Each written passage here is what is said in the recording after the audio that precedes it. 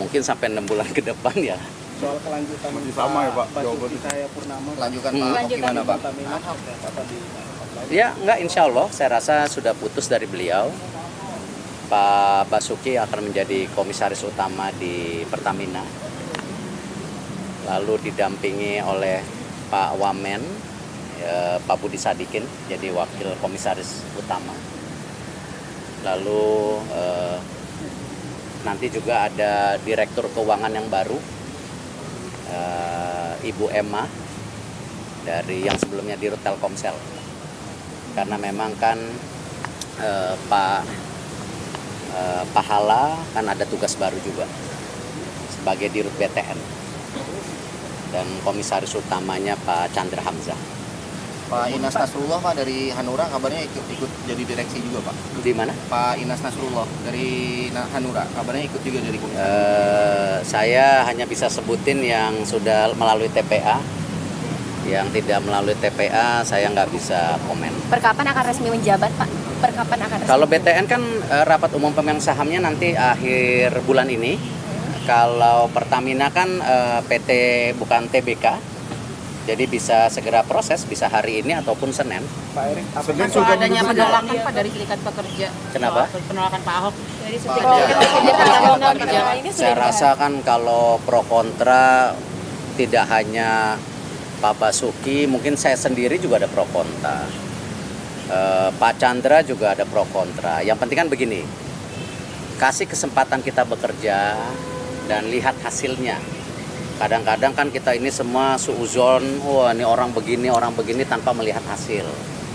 Yang penting kan sekarang kita kerja, di mana kita juga di Kementerian BUMN kemarin juga kenapa merampingkan, tapi tidak hanya merampingkan supaya juga cakap. Cakap tuh artinya bisa bekerja. Karena filosofi daripada Kementerian BUMN sendiri kan ke depan kita harus service oriented. Kenapa? Dengan 142 perusahaan kita harus menjadi bagian kerjasama dengan teman-teman di perusahaan BUMN, kita menservis. Jadi bukan membirokrasikan. Nah, tapi kita harapkan juga teman-teman direksi di BUMN juga punya akhlak yang baik. Ya, saya sudah memberikan contoh yang namanya memanage perusahaan sebesar-besar itu, kalau akhlaknya nggak bagus, apalagi ini amanah yang diberikan oleh kita semua, ya kita semua termasuk saya, Pak Presiden, rakyat. Nah, ini yang harus menjadi juga bagian pertanggungjawaban mereka sebagai pimpinan. Dan saya tidak mau juga direksi BUMN ini tidak punya empati. Empati dalam arti ya perusahaannya tidak baik, gaya hidupnya tetap. Kalau memang mereka perusahaannya untung, ya itu hak. Ya, kita nggak boleh juga ketika mereka melakukan haknya, ya terus kita gunjingkan, tidak boleh.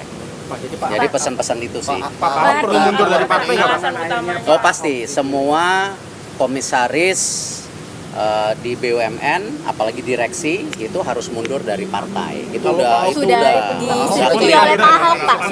Sudah disetujui oleh Pak Ahok akan. Iya dong, semua nama yang diajak bicara pasti kita kasih tahu dari awal ini. Karena kenapa?